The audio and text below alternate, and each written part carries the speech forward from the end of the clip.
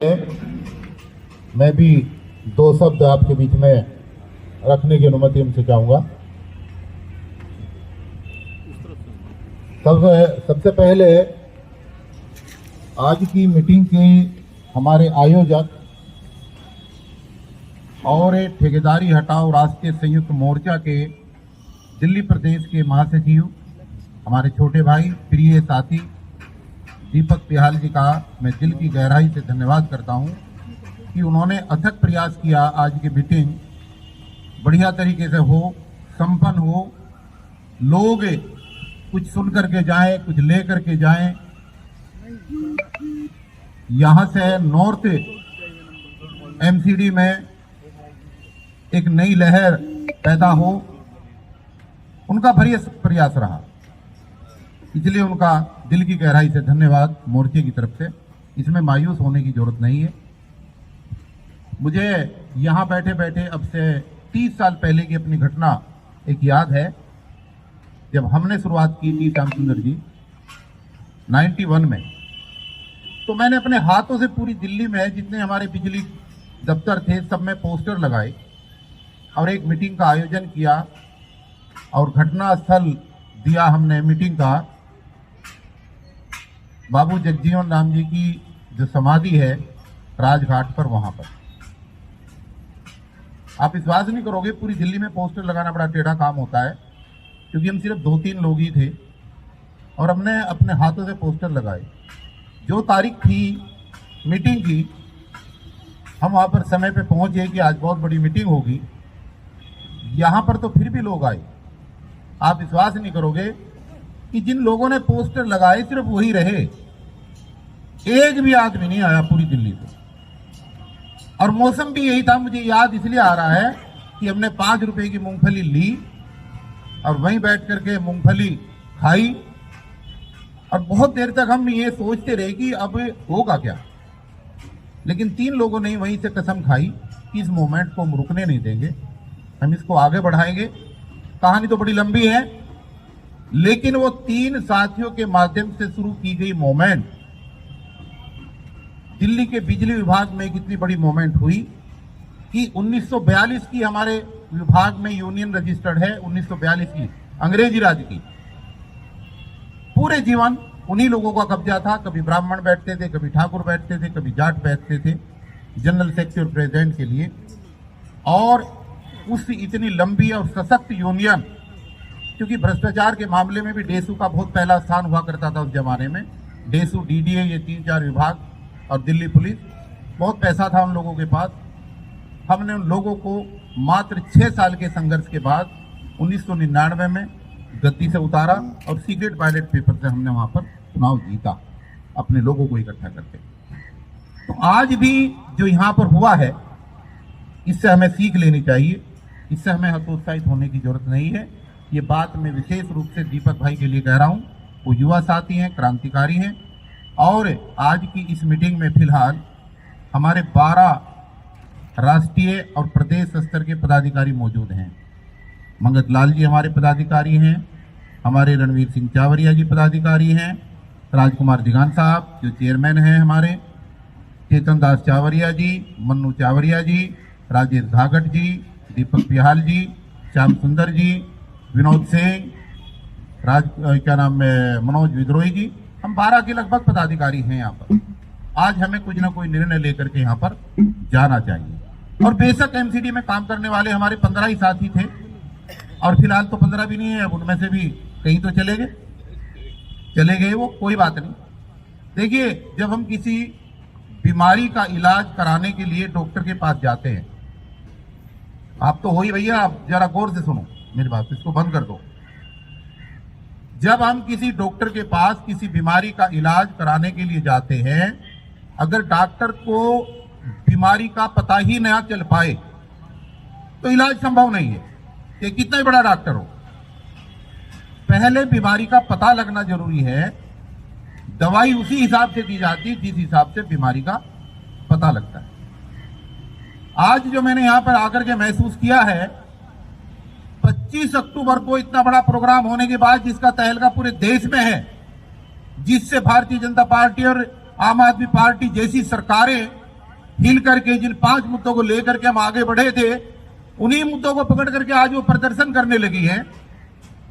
आखिर इस उत्तरी दिल्ली नगर निगम में ऐसी क्या बीमारी है कि यहां पर इस भाई के इतना प्रयास करने के बावजूद भी ना तो यहां के नेता आए और ना ही यहां का कर्मचारी आया।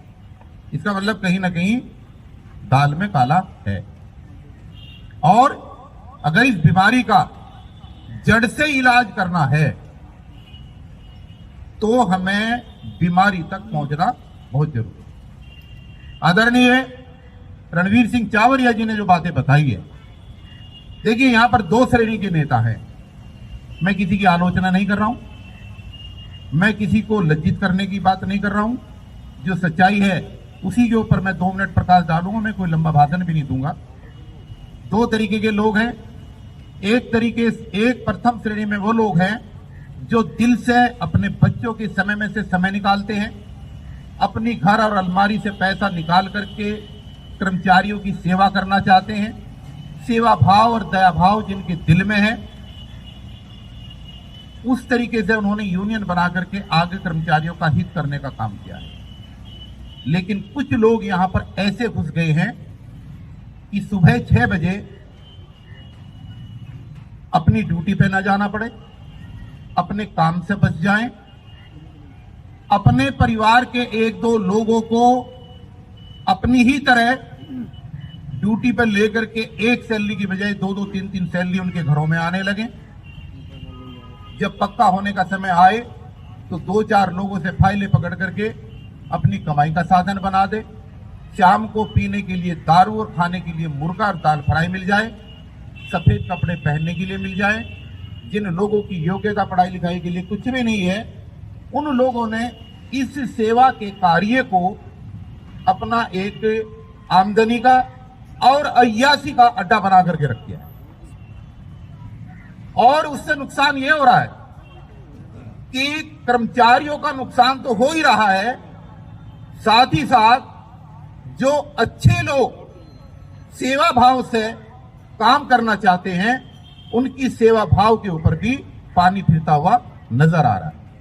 बहुत लोग हैं जो अच्छे भाव से करना चाहते हैं। तो दोस्तों, जब तक इन ऐसे लोगों का इलाज नहीं होगा, जब तक इस तरीके की मानसिकता का इलाज नहीं होगा, तब तक सफाई कर्मचारियों का खोया हुआ विश्वास वापस नहीं आ पाएगा।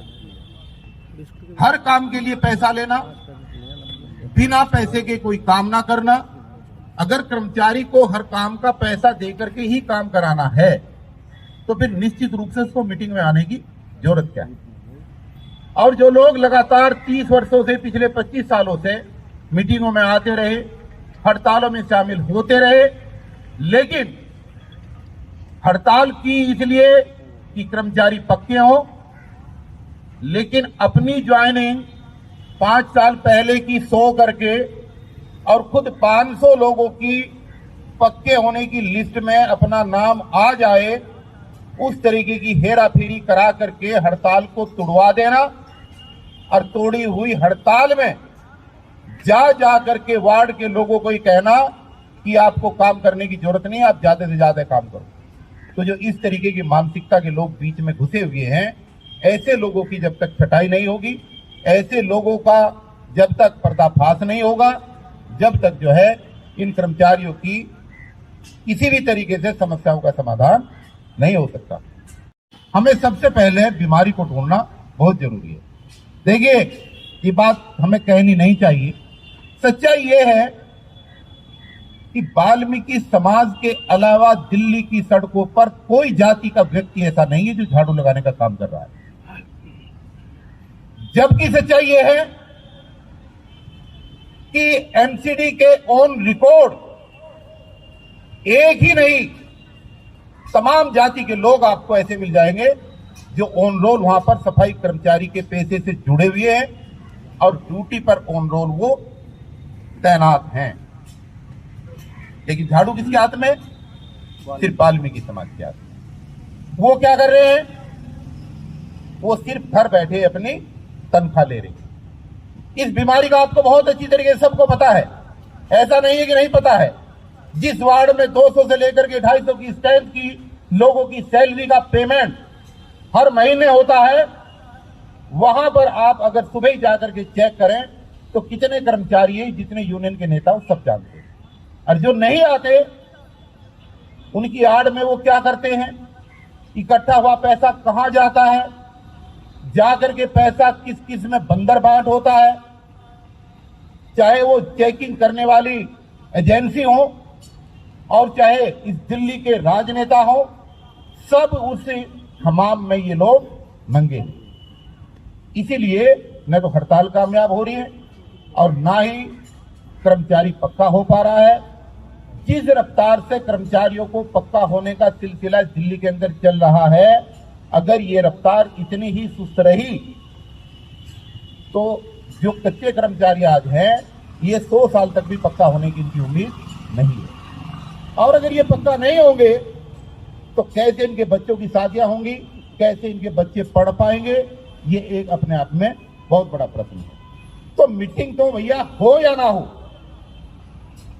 चेयरमैन साहब, हमारे दोनों संरक्षक, आज के अध्यक्ष महोदय, हमारे राष्ट्रीय चेयरमैन और तमाम मेरे 12 पदाधिकारी मेरी बात सुन रहे हैं, मीटिंग हो या ना हो, कर्मचारी घर से बाहर निकले ना निकले, लेकिन आज इस बात का निर्णय लेकर के उठो कि जो लोग एक मंच पर आने की बजाय दूर दूर भाग रहे हैं, आने वाले 1 महीने के अंदर इन सबका इलाज होना चाहिए। बिल्कुल चाहिए। आप मेरी बात से सहमत हैं या नहीं है, पहले ये बताएं। सहमत है। जब तक इनका इलाज नहीं होगा, जब तक ये बीमारी खत्म होने वाली नहीं है।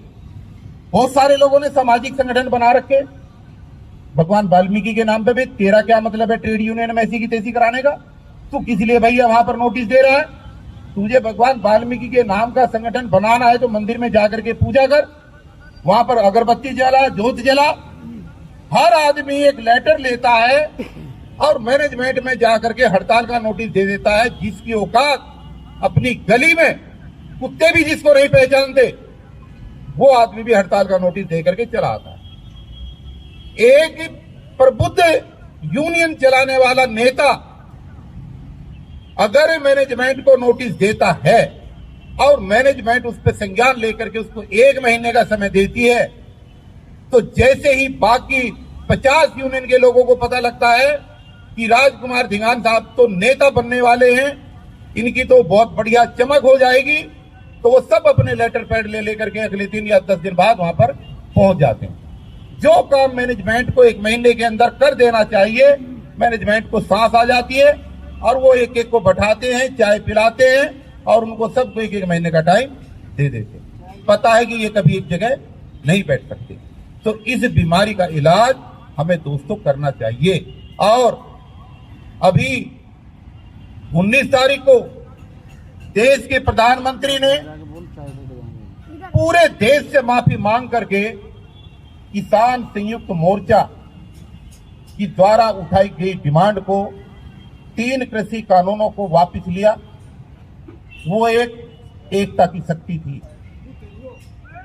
अलग अलग पृष्ठभूमि के लोग, मजे की बात यह है सोचने वाला विषय कि अलग अलग पृष्ठभूमि के लोग, कोई पंजाब का सरदार तो कोई यूपी का जाट, कोई तमिलनाडु का आदमी, कोई बंगाल का आदमी, अपनी अलग अलग विचारधाराओं को छोड़ करके कॉमन मुद्दे पर एक जगह आकर के बॉर्डर पर बैठ गए, एक झंडा लेकर के।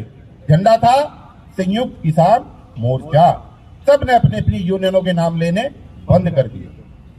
यही हुआ। बिल्कुल जी, बिल्कुल। और जब अड़िग रहे, धूप से नहीं डरे, बरसात से नहीं डरे, आंधी से नहीं डरे, कोरोना से नहीं डरे, तो आखिर में उनकी जीत हुई। यहां पर दुर्भाग्य यह है कि एक ही जाति के लोग, एक ही धर्म के लोग, एक ही इष्ट देवता के चाहने वाले लोग और एक ही जैसे दुख दर्द वाले लोग एक जगह बैठने के लिए तैयार नहीं। तो जब तक इस बीमारी का इलाज नहीं होगा, जब तक जो है कर्मचारियों की समस्या का समाधान नहीं होगा। तो मैं तो अपने आए हुए साथियों से आज के अध्यक्ष महोदय से, अपने चेयरमैन साहब से कि भाई कोई ना कोई कठोर निर्णय हमें लेना चाहिए। उन लोगों के खिलाफ जो काम पे करते हैं, उनके घर में 50,000 की सैलरी जाती है लेकिन काम पे नहीं आते, और उनकी आड़ में वो यूनियन के नेता जो काम पर नहीं जाते, बिल्कुल काम नहीं करते, उल्टे सीधे काम करके वहां पर जो है धंधे करते हैं। इन लोगों के बारे में हमें गंभीरता से सोचना पड़ेगा। आजकल सुल्तानपुरी तो अड्डा बना हुआ है।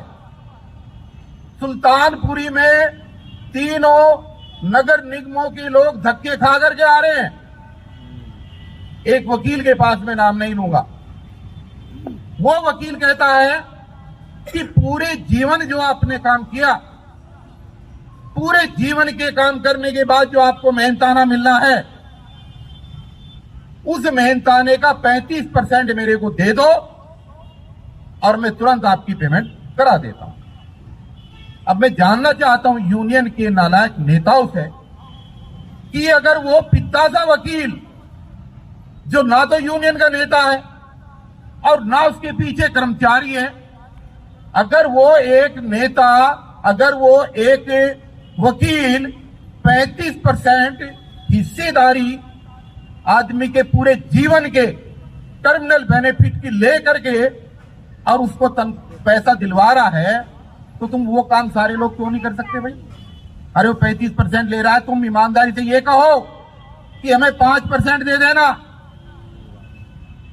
तो 5% जब वो 35% वहां दे करके धक्के खा रहा है, तो शायद ईमानदारी से तुम्हें 5% भी दे दो, लेकिन ये काम नहीं करा रही। अब सवाल ये है कि उन लोगों का काम नहीं हो रहा, लेकिन जब वो वकील के माध्यम से केस जाता है, तो इसी नगर निगम के अफसरों के पास, इसी नगर निगम के शासन प्रशासन के पास फिर पैसा कहां से आ जाता है? फिर भी तो पैसा कहीं से न कहीं से आ रहा है। वकील केस लेकर के आ रहा है तो एमसीडी के पास पैसा है, और अगर यूनियन का नेता उस काम को कराने के लिए जा रहा है, तो निगम में बैठे हुए अफसरों और मगरमच्छों के पास पैसा नहीं है। ये सोचने का विषय है या नहीं है? फिर पैसा कहां से आ रहा है? इसका मतलब वो जो 35% वकील ले रहा है, वो 35% उसकी जेब में नहीं जा रहा, बल्कि उस 35% का एक बहुत बड़ा हिस्सा शासन और प्रशासन में बैठे हुए लोगों की जेब में जा रहा है, तब वो पैसा निकल रहा है। इतने बड़े बड़े विज्ञापन है, छठ पूजा में इतने बड़े बड़े घाट बने, तब राजनीति के अंदर इनके पास कहां से पैसा हो जाता है? इनके पास अगर पैसा नहीं है तो सिर्फ सफाई कर्मचारी की तनख्वाह देने के लिए पैसा नहीं है। शायद ये सोच करके पैसा नहीं है कि आखिर ये कर क्या लेंगे। 60 टुकड़ों में बटा हुआ समाज ये कुछ नहीं कर पाएगा, इसलिए इनको तनख्वाह 2 महीने मत दो तो कुछ नहीं होना, अगर 6 महीने भी नहीं दोगे तो कर क्या लेंगे? उस भोलेपन का फायदा सरकार और शासन प्रशासन उठा रहा है।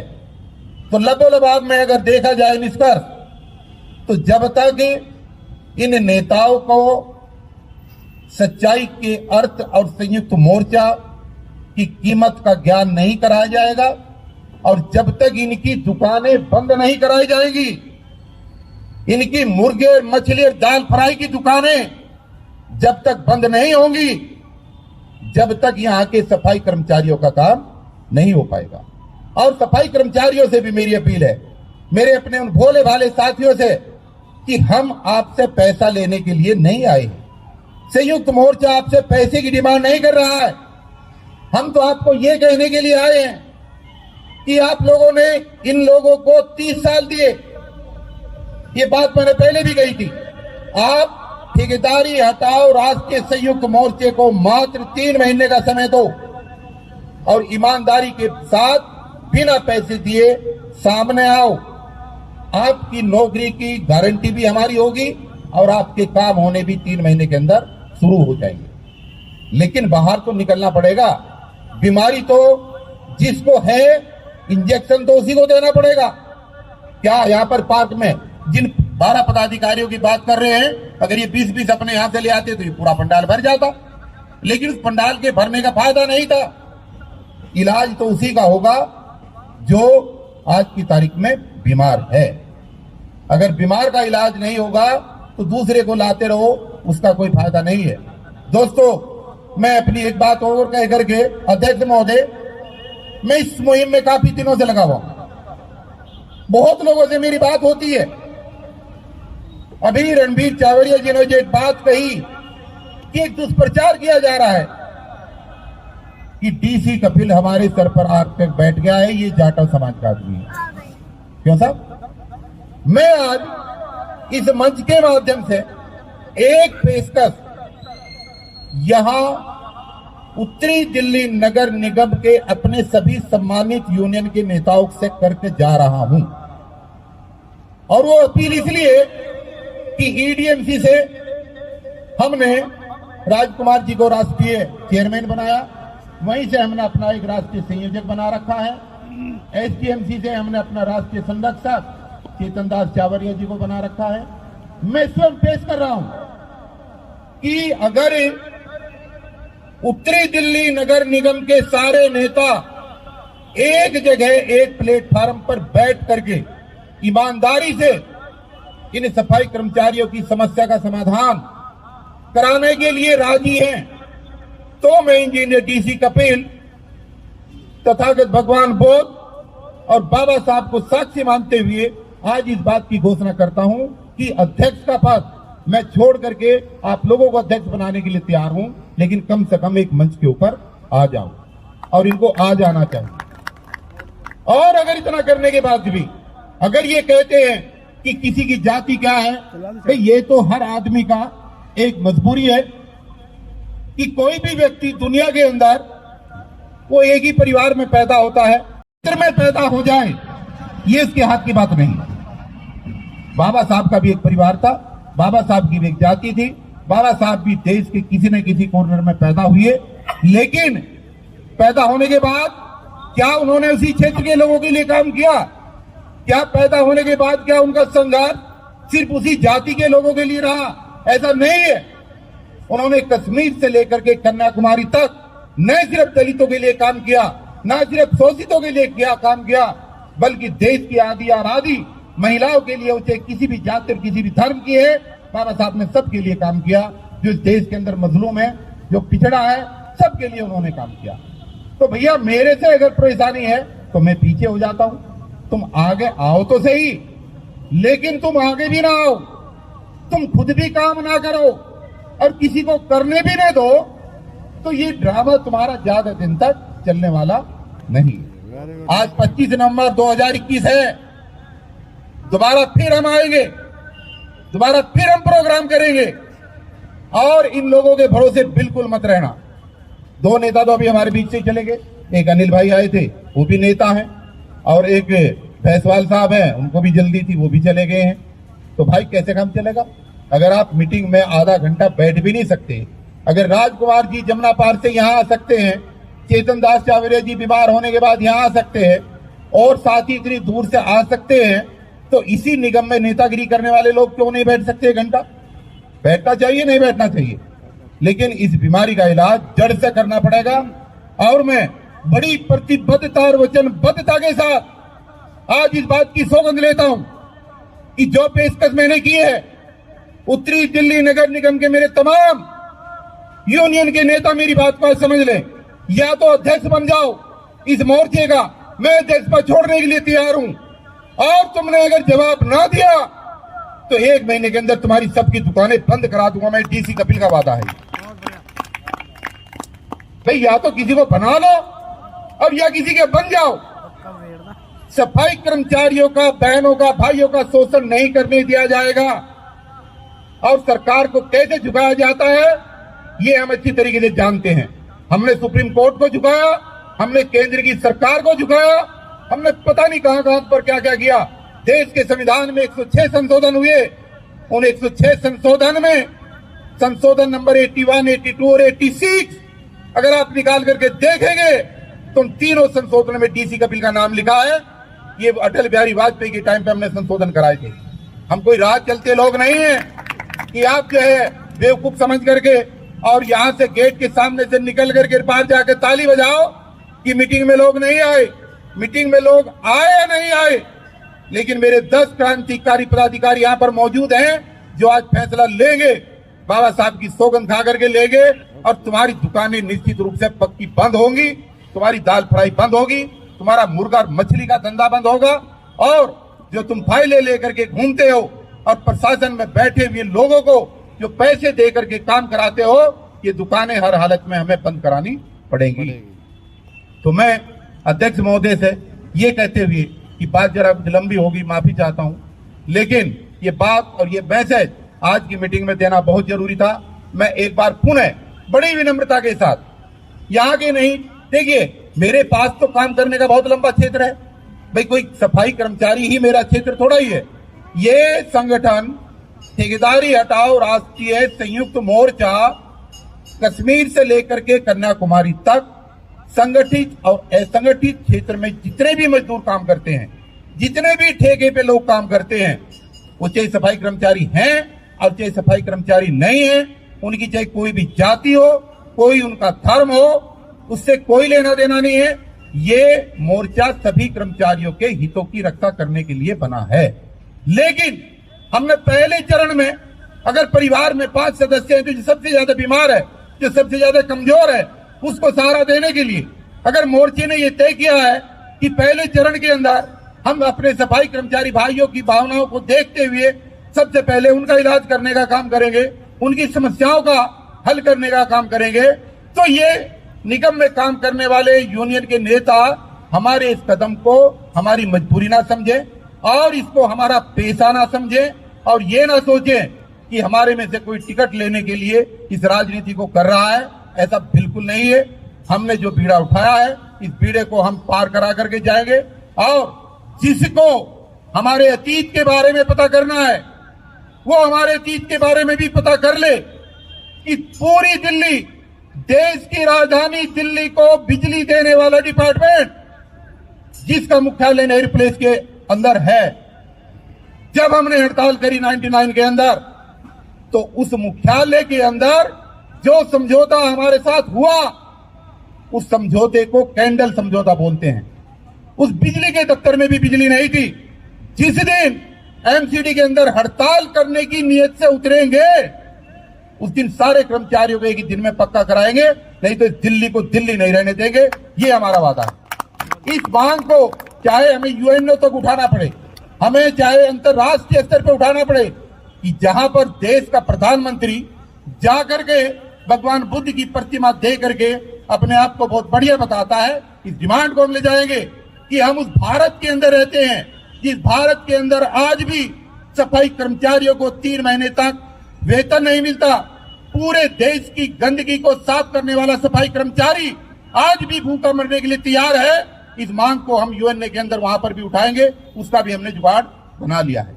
इसको यहाँ पर इतनी आसानी से भारतीय जनता पार्टी को और आम आदमी पार्टी को जीने नहीं देंगे। एक वो बहरूपिया भाई साहब सब जगह भाग रहा है, कभी उत्तराखंड में जा रहा है, कभी चंडीगढ़ जा रहा है, कभी लखनऊ जा रहा है, सबको कह रहा सबको पक्के करूंगा।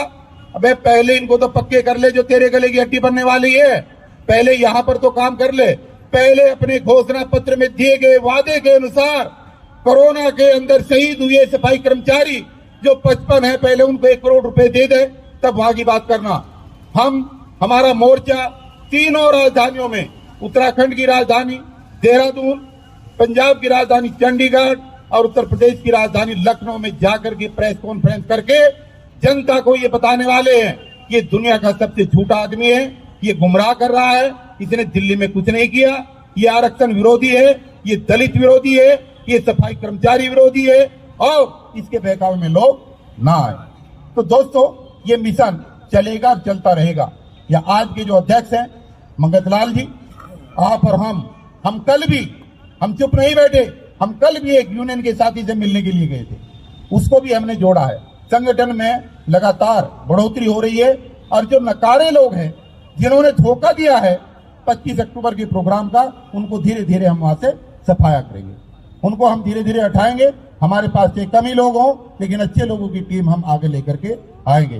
तो मित्रों, मैं एक बार पुनः आपका धन्यवाद करते हुए धन्यवाद भाई दीपक का, हमारे क्रांतिकारी शेर साथी जिसने आज की इस मीटिंग का आयोजन किया है।